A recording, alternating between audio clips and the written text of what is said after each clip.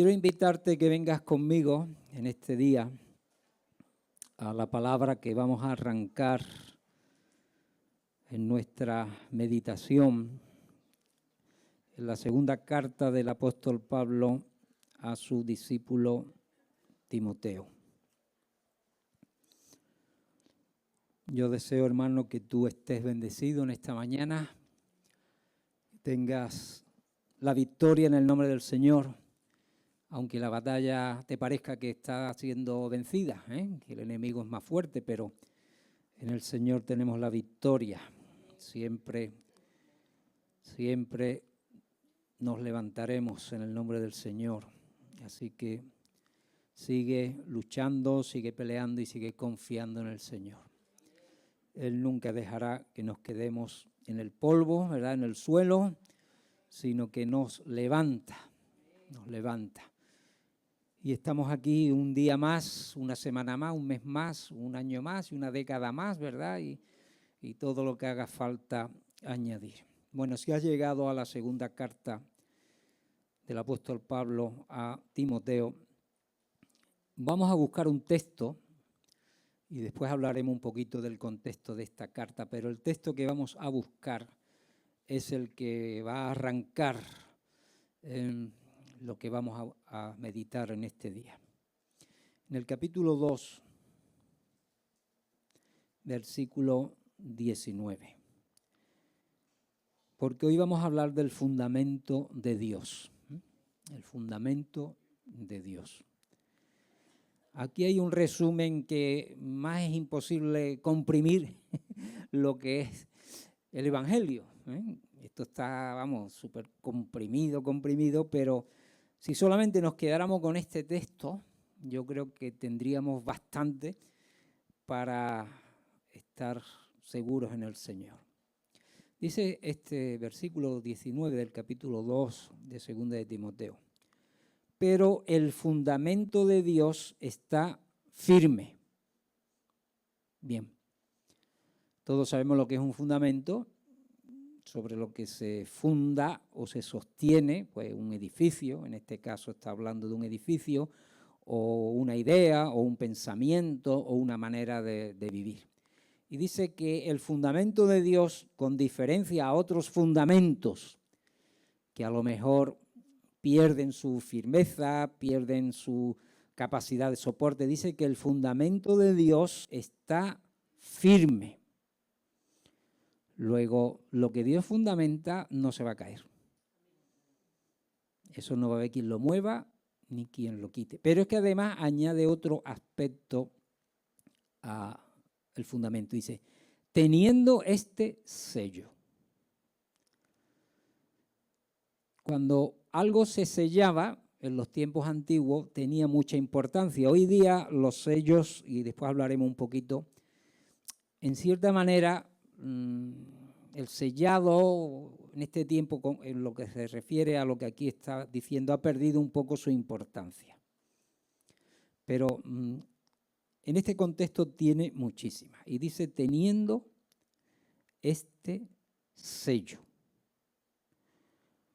¿Cómo se distingue el sello de Dios? Porque en aquellos tiempos había muchos sellados, ¿no? Sobre todo la gente importante, no digamos los reyes, los gobernadores, los grandes comerciantes, gente que tenía mucha importancia en la vida, solían tener un sello, bien fuera un anillo con su distinción, que cogía el lacre o cogía un lugar donde se podía marcar y ponía el sello. Y lo que sellaban los reyes, eso era muy serio. Cuando dictaban una ley, una orden, un decreto y lo sellaban, quería decir que eso se tenía que cumplir sí o sí. Y los que no lo cumpliesen pagaban las consecuencias. Después había sellos que solamente podía romper la persona o el monarca o la institución a la que fuera dirigida ese mensaje. Hoy día sabemos que lo más normal, cuando veis alguna noticia que a veces la policía lo que hace es que acordona un lugar o sella un lugar y pone ahí una bandita, ¿verdad? Una banda de control de policía o sellado, o una puerta donde nadie debe de entrar, como no sea el juez o los forenses, y en una puerta te ponen un sello, ¿no? Que indica que eso hay que respetarlo y que solamente pueden romperlo los autorizados. Y si alguien rompe un sello y se mete, pues ha quebrantado una ley y pudiera tener muchas consecuencias. Recuerden que la tumba de Jesús fue sellada. De hecho, cuando nosotros estuvimos en Israel, nos llevaron a un lugar que bien o pudo ser, o sería lo más parecido a una tumba en los tiempos de Jesús. Entonces era una puerta, ¿verdad? Excavada en una roca, en un lugar, y había un canal en la puerta y una piedra redonda muy grande que se giraba, tapaba la tumba. Y en el caso de Jesús fue sellada. Incluso había unas marcas que se supone que podían ser, y los sellos eran en aspa, así, cruzados, y entonces no sabemos si los romanos pondrían ahí como unas cuerdas o unas barras, ¿verdad? Pero sí que se sellaba con un sello del gobernador, sería de Pilato, y esa tumba estaba sellada. Por eso nadie podía entrar. Y si se rompía el sello, pues quebrantaba la ley romana y podía ser bajo pena de muerte. ¿Cuál es el sello del Señor? Pues mira, dice dos cosas. Conoce el Señor a los que son suyos. Tremendo. Dios conoce a los que son de Él. Nosotros podemos intuirlo, ¿no? Por eso muchas veces cuando vamos a un funeral y es el funeral de un creyente que ha tenido buen testimonio, nos atrevemos a decir, está en la presencia del Señor. Pero quien sabe dónde está es el Señor. Porque el Señor es el que conoce a los suyos. Yo espero que en esta mañana todos seamos conocidos del Señor. Y no haya entre nosotros ninguna persona que Dios el día del juicio dijera, no te conozco. Señor, Señor, pero en tu nombre, y fui, hice, y sucedieron cosas, y tú sabes que yo iba, levantaba las manos, cantaba, iba, y que el Señor tuviera que decir, pues no te conozco. Sino que ese es el gran sello, Dios conoce a los que son suyos. Después diremos cómo establece Dios los parámetros para llegar a ser conocidos de Él. Pero es que añade algo más, que permite de alguna forma identificar a los que son del Señor. O qué consecuencia debe de tener un ser humano que sea de los conocidos del Señor. Porque dice, y apártese de iniquidad todo el que invoca el nombre de Cristo. El fundamento de Dios, el sello de Dios, es que Dios conoce a los suyos y los suyos se apartan de toda iniquidad. Amén. Siempre en la palabra de Dios hay consecuencias. Cuando Dios lanza una bendición, cuando Dios hace una oferta de salvación al ser humano, cuando Dios promete su presencia a las personas, siempre debe de haber algo que modifique o actúe sobre esas personas. La Biblia dice, es decir, los que son arrepentidos de sus pecados, los que se han arrepentido de sus pecados, dice, dando frutos dignos de un arrepentimiento.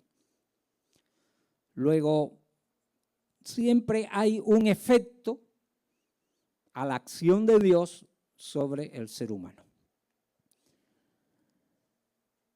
Quiero unir esto también a otro, vamos a leer otro más antes de explicar un poquito esta carta. Vamos a ir al libro de Cantares.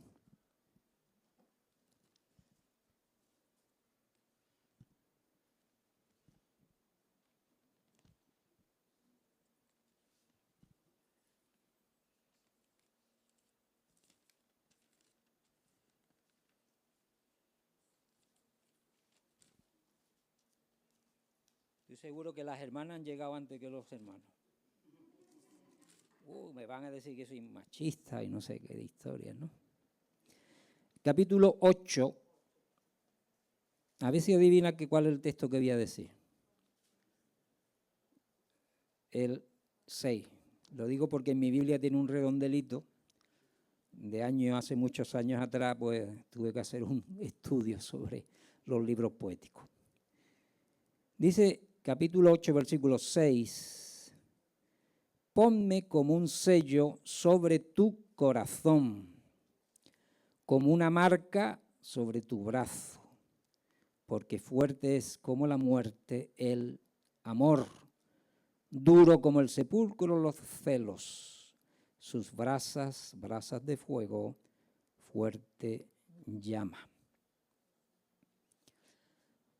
Está hablando también en un contexto comprensible para aquellos días. Pero habla de un sellado y lo dice en dos conceptos. Un concepto interno, como un sello en el corazón. El corazón solamente Dios lo conoce y el dueño del corazón pues sabe las pasiones que tiene y cómo se le manifiestan. Pero después habla de una marca sobre tu brazo. Quiere decir que la presencia de Dios, y aquí está hablando de pertenencia, ¿vale?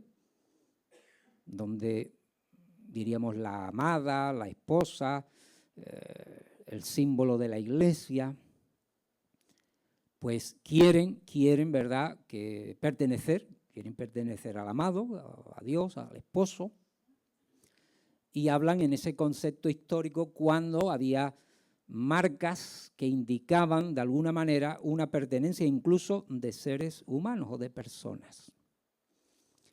Hoy las personas se ponen muchas marcas en el cuerpo y alguna más vale no mirarla. ¿Vale? Pero en este caso está hablando de una pertenencia total.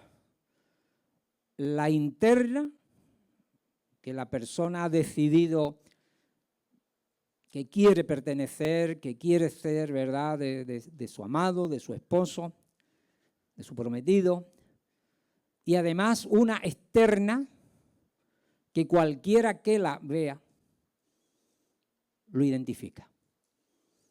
En los tiempos bíblicos, incluso del Nuevo Testamento, existía la esclavitud o la servidumbre y muchas veces a los seres humanos se les marcaba para que fueran detectados que eran siervos o eran esclavos, incluso se pudiese identificar a quién pertenecían.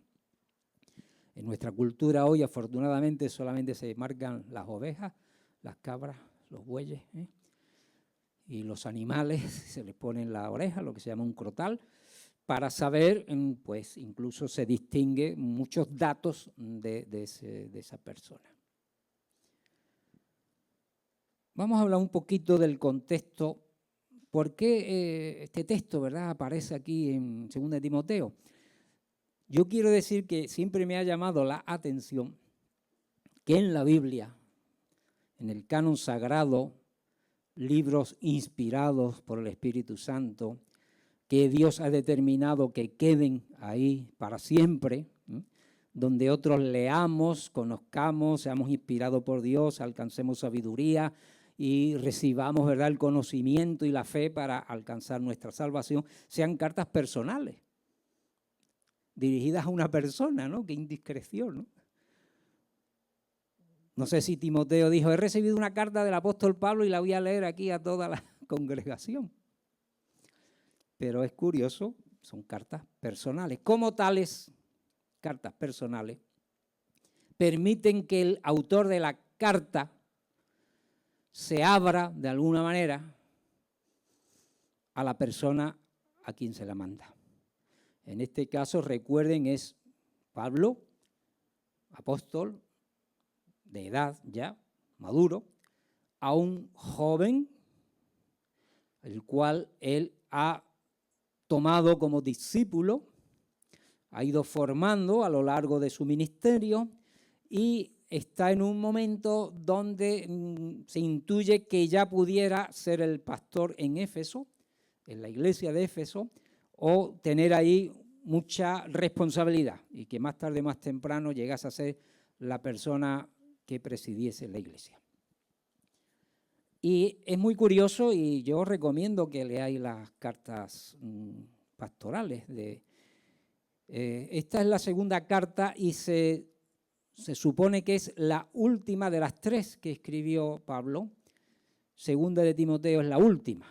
¿Por qué? Porque ya estaba el segundo encarcelamiento en la prisión, supone que era Roma, y que de ese encarcelamiento no salió. Es decir, salió cadáver, salió ya ajusticiado. Que en ese momento Pablo abre algunas situaciones personales, entre otras es que como compañía directa solamente tenía a Lucas, el doctor, el médico, y que él dice que una serie de colaboradores suyos los había comisionado. Hay muchos nombres propios aquí, aparte del de Timoteo y Lucas, hay muchos nombres en esta carta. Y entre esos nombres de personas, que no sé si algunos habrán sido estudiados más o menos, a ver qué se descubría de ellos, de algunos de ellos se tiene algo de su biografía, pues esas personas, unas van a recibir alabanza, reconocimiento, colaboración, los cuales Pablo había enviado, comisionado y estaban ocupados y ocupándose de los asuntos del reino. Aunque él anhelaba tener más compañía, ¿no? Porque se sentía que solamente Lucas está a mi lado. Incluso a Timoteo le solicita que si es posible venga a verle y le traiga el capote, le traiga los libros, le traiga los pergaminos, o sea, la biblioteca de Pablo. Pero también habla de personas de las cuales hay que cuidarse, que le habían traicionado, le habían causado todo tipo de males. Y lo recuerda incluso como cuando Moisés, con llames y jambres y ya, estos magos de Egipto, pero aquí habla de Himeneo, de Fileto, del calderero, de Demas, ¿verdad? Es decir, no se guarda de decirle a Timoteo, guárdate de estas personas, que son peligrosas, que buscan lo suyo propio, que engañan a la iglesia, que engañan a los hermanos, que lo que quieren es su dinero, que lo que quieren es la autoridad y el poder, y además están enseñando fábulas, doctrinas de demonios, están causando un gran daño a la iglesia. Incluso alguno de ellos había sido compañero de Pablo. Así que vemos un contraste entre personas con las cuales Timoteo tenía que reunirse o ser compañero, tener amistad, compañerismo cristiano, y otros de los que había que guardarse, incluso no tener la mínima relación. Interesante. No hay una gran teología en esta carta, pero sí, como vemos en toda epístola y toda carta, hay, diríamos, ¿verdad?, enseñanza. Lo que yo más he entresacado es este versículo: Dios conoce a los suyos y demanda que los suyos se apartan de iniquidad. Iniquidad es la maldad al extremo. Iniquidad es el incumplimiento de las leyes a sabiendas, es decir, malo de remate. Habla también y expone algo muy ilustrativo. En una casa hay una colección de vasos, ¿no? Seguro que tú vas a tu casa y tienes un montón de vasos y de tazas. Y algunos que solamente saca en Navidad, ¿no? Y siempre se te rompe una copa, cada vez hay menos, ¿no? están los vasos que tú sacas solamente una vez al año y allí todo, la cubertería, ¿verdad? La mantelería y lo más, o si viene alguien de visita, pues tú procuras sacar la mejor. Y diga que son vasos para honra, para destacar. Y dice, pero también hay vasos de deshonra.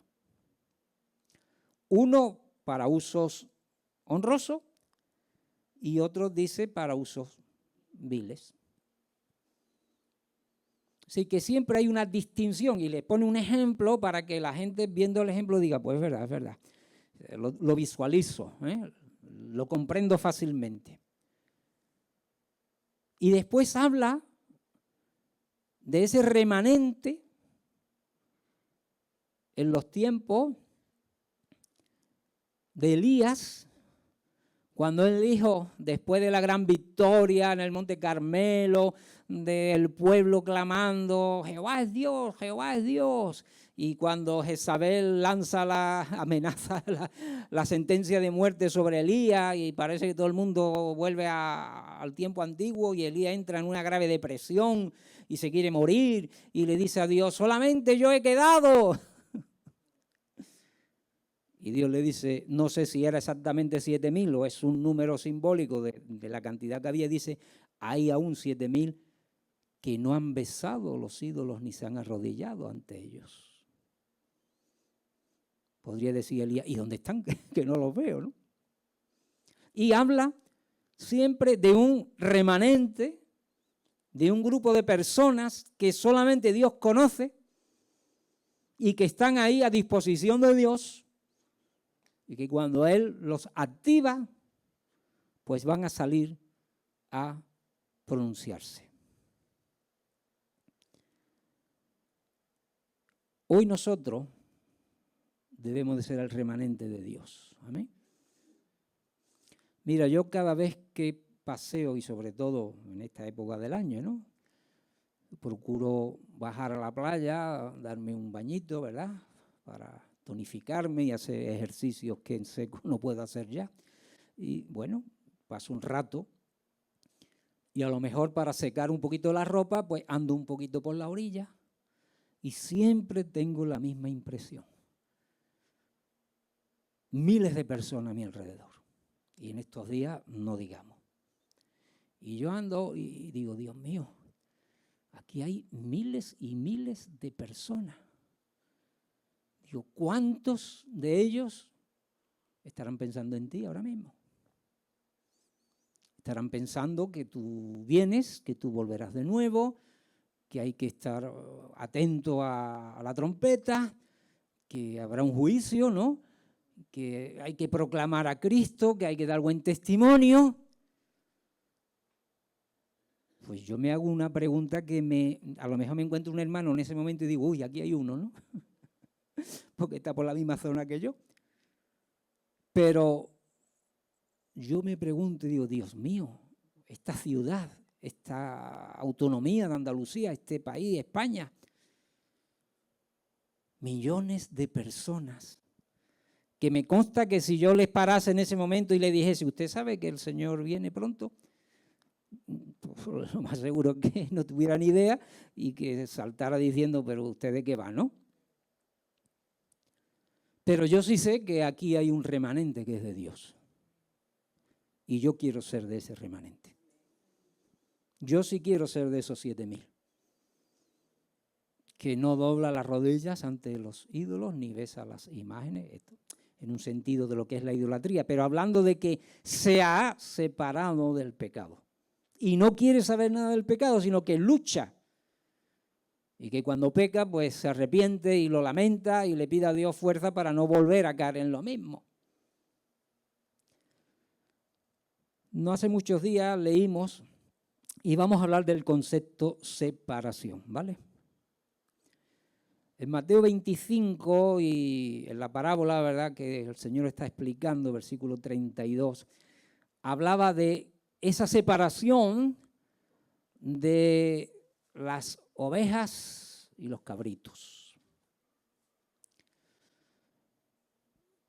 eso lo podían entender perfectamente en aquellos tiempos, quizás nosotros y más los de ciudad no sepan tanto, pero muchas veces hay rebaños que son mixtos, se llaman mixtos, van juntos las ovejas y las cabras. Aunque procuran juntarse por especies, bueno, pero muchas veces van mezcladas. Aunque como siempre dice el refrán, la cabra tira al monte. Pero hay un momento en el manejo de un rebaño que hay que separar a la cabra de las ovejas, bien sea por temas sanitarios, por temas industriales, de que hay que separarlo ya, ¿verdad? Entonces hay un momento donde es muy fácil, normalmente es muy fácil separar ovejas de cabra. Algunos se puede equivocar, pero bueno, es muy fácil porque se distinguen bien. Y aquí habla de que en el tiempo del juicio, pues vendrán los ángeles de Dios, ¿verdad? Y separarán las cabras, las ovejas a la derecha, los cabritos a la izquierda. El mismo Mateo capítulo 13, versículo 30, habla ya de algo más complicado, que es el trigo y la cizaña. Y eso también lo entendían los oyentes. Yo creo que nosotros podemos comprenderlo. Un agricultor prepara la tierra, lo prepara todo y lo que siembra es trigo.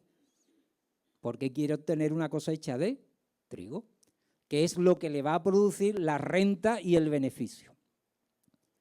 Y ahora dice que un enemigo por la noche se mete en ese campo y echa otro tipo de semilla, que en este caso es la cizaña. Claro, cuando crecen las plantas, ahora dice el agricultor, pero bueno, si yo sembré trigo, ¿cómo es que veo tantas otras plantas aquí? Y se le ocurre decir, bueno, la voy a arrancar, pero ya es muy complicado. Porque arrancando la cizaña, pudieras llevarte el trigo. Y en este caso, dice, vamos a dejarlo que crezcan juntos, porque cuando llegue la cosecha, ahí sí habrá un momento de separación de las semillas del trigo de las otras. Y eso lo estudié yo muy bien en mi carrera, es lo que se llaman las máquinas de cosechar, las cosechadoras.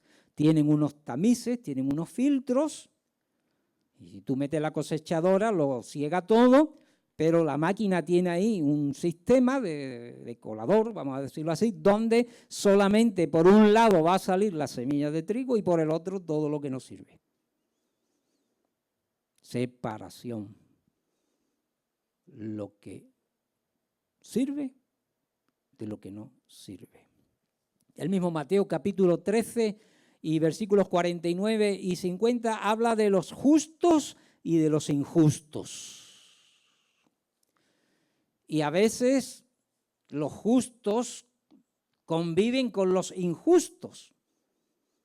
De hecho, nosotros, en líneas generales, la Iglesia convive con la injusticia. No podemos decir, no, aquí la injusticia, aquí la justicia. No, nosotros estamos ahí en una especie de mezcla, pero no de unión. Hasta que un día dice que los justos resplandecerán y los injustos serán castigados, ¿no? Ahora, hay otra cosa que sí es más, diría, más apreciable y que debe de ser contemplada. Porque en 2 de Corintios, capítulo 6, versículo 14, habla de los que andan en luz y los que andan en tinieblas. Así que tú ya no estás obligado a andar en tinieblas. Tú podrás decir, la injusticia me rodea. Estoy también en el mundo y bueno, convivo y con situaciones que no me agradan. Hay leyes que tengo que incluso que sortearlas de alguna manera o me están afectando, pero lo que no estás obligado es andar en tinieblas. Aquí está hablando de andar. Y los grises no existen para Dios. La penumbra, no. O se anda en luz o se anda en tinieblas. diríamos, los que han recibido de corazón a Cristo y los que lo rechazan manifiestamente. Hay un ejemplo también ilustrativo. Si vas al libro de Hechos, capítulo 19 y versículo 9.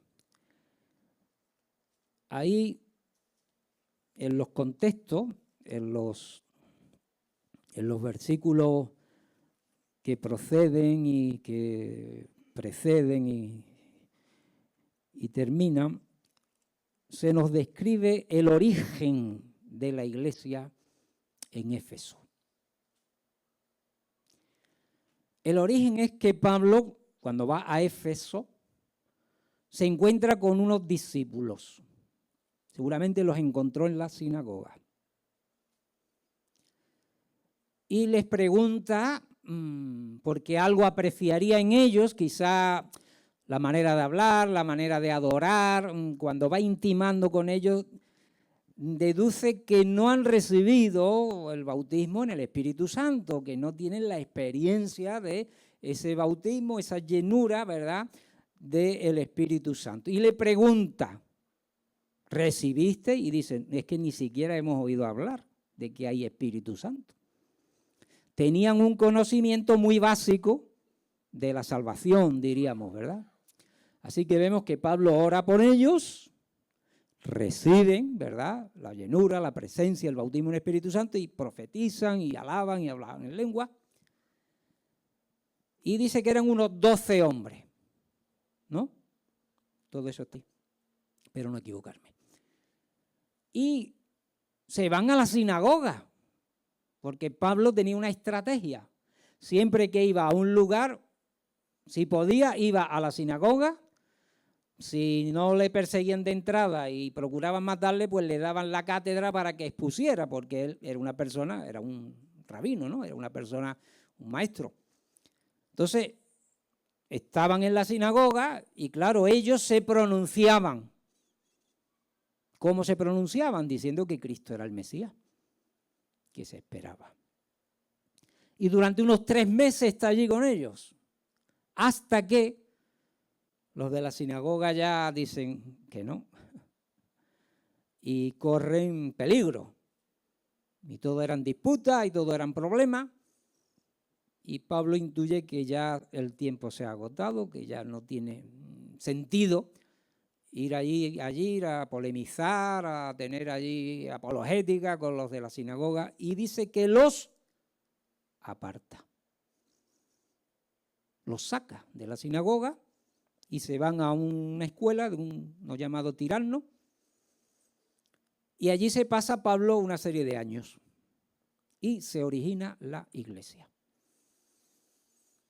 Allí se nos habla, ¿verdad?, de los milagros que se producen, de los hijos de Seba y la experiencia con los demonios, de cómo la gente que se convierte quemaba los libros de brujería y de hechicería. Entonces, que habla del avivamiento en Éfeso y cómo se originó aquella iglesia. Pero ¿cuál fue su origen? 12 personas convertidas, discipuladas, llenas de la presencia de Dios, que se separan y que predican en esa ciudad, y Dios actúa con señales, prodigios y maravillas. Se forma una iglesia que tampoco es que sea una iglesia súper santa, porque en Éfeso también se convirtió mucha gente, y seguro que convivían en Éfeso gente verdadera de Dios y gente que no era tan verdadera. Y que necesitaba, ¿verdad?, pues una limpieza, se necesitaba una formación. Bueno, vamos a poner ya un ejemplo porque el tema del sello va a quedar, creo, en esta mañana bien explicado. No es el sello de las cartas, como ya no se escriben cartas. Bueno, aquí hay 2 sellos.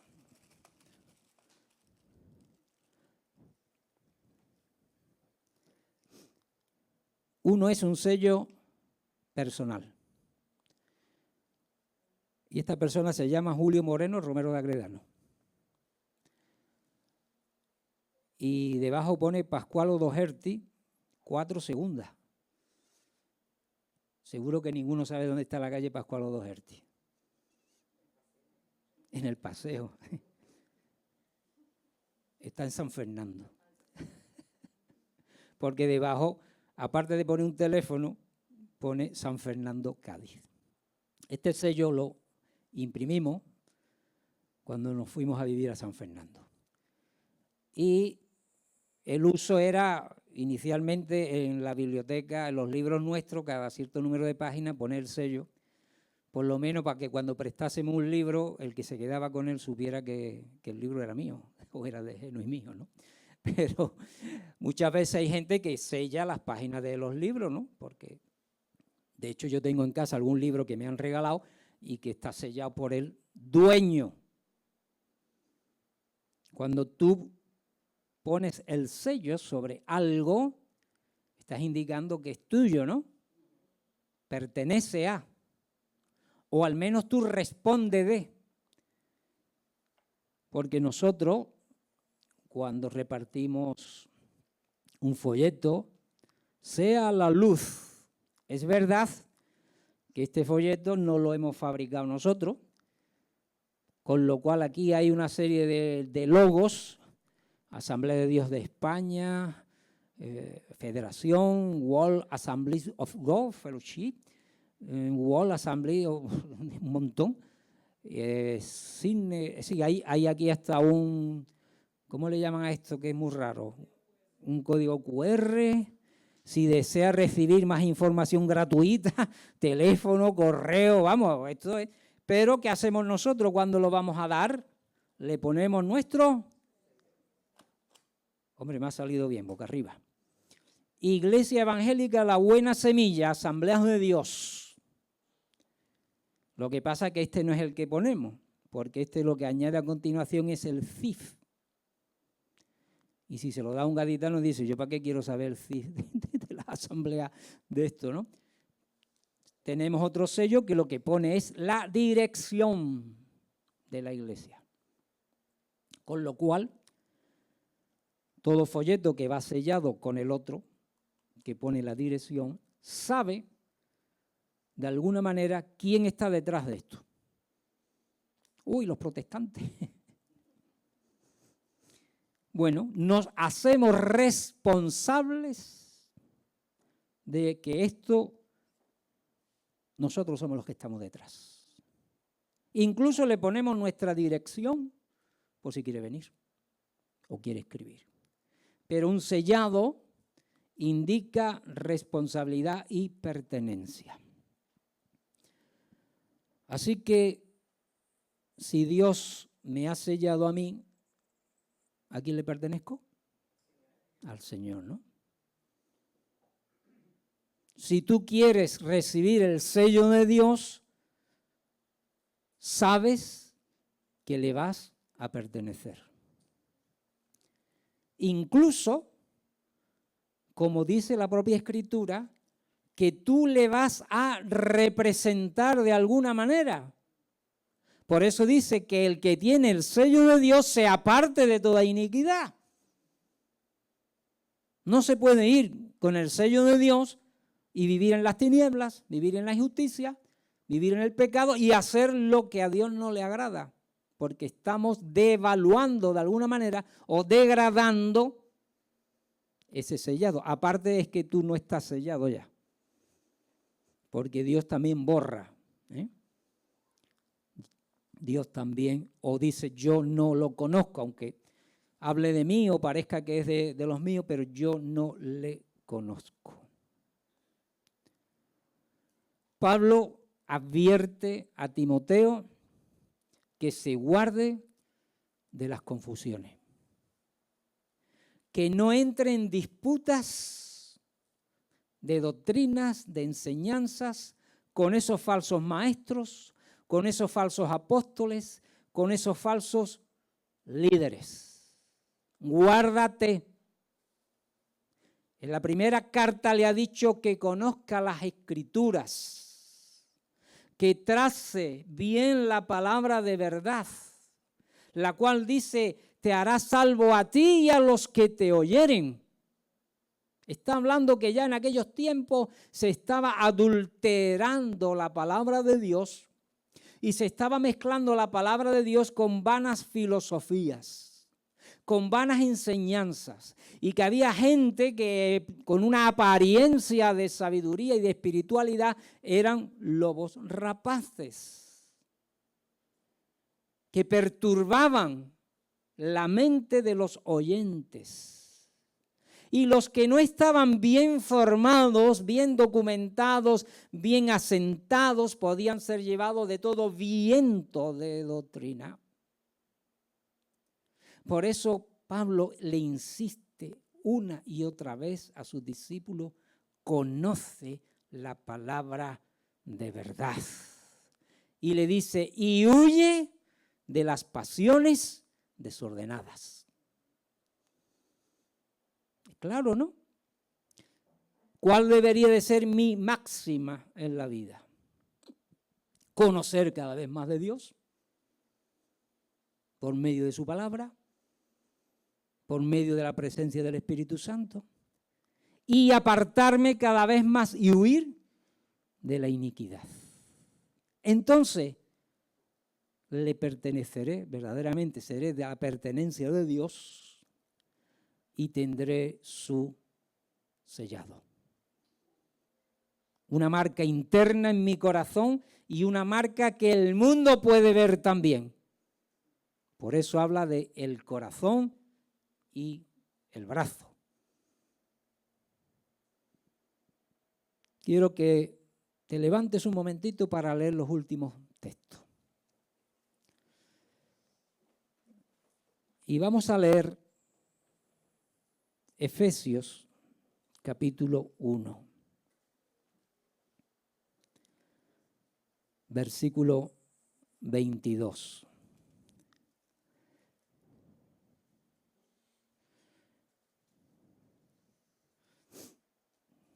No, perdón, Efesios 1, 13 y 14.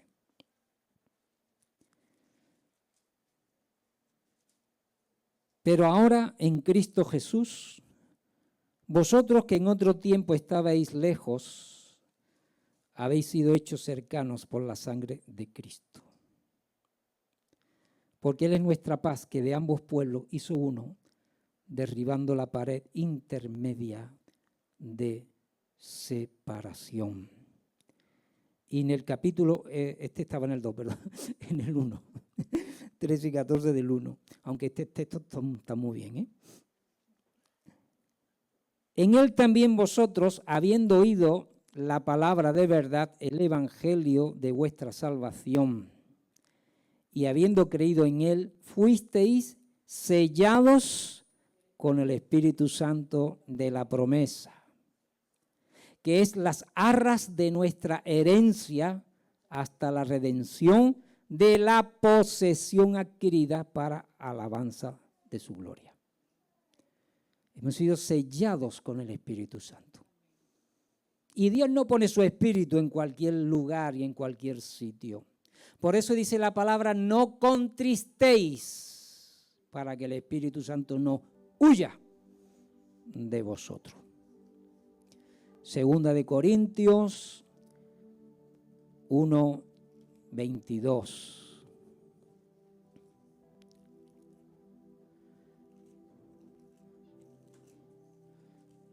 Dice: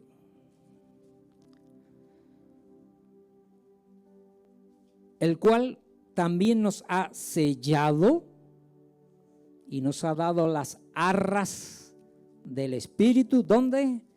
En nuestros corazones. Tenemos las arras de la promesa. Si hoy somos de Dios, lo seremos para siempre. El Espíritu nos guiará, nos enseñará, nos corregirá, nos redarguirá, nos advertirá. Pero Él es el que nos lleva a la presencia de Dios por medio de Jesucristo.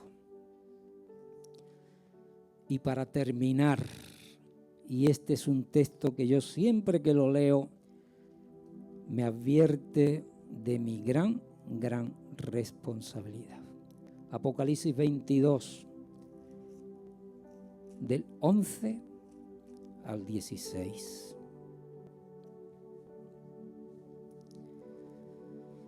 El que es injusto, sea injusto todavía. Y el que es inmundo, sea inmundo todavía. Y el que es justo, practique la justicia todavía. Y el que es santo, santifíquese todavía.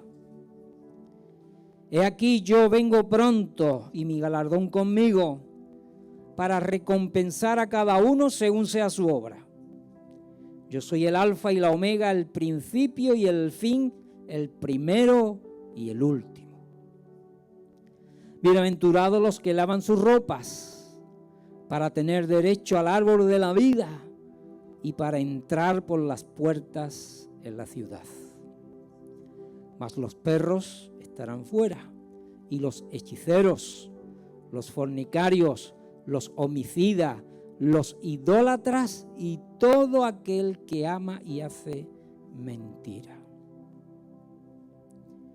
Yo, Jesús, he enviado a mi ángel para daros testimonio de estas cosas en las iglesias. Yo soy la raíz y el linaje de David, la estrella resplandeciente de la mañana.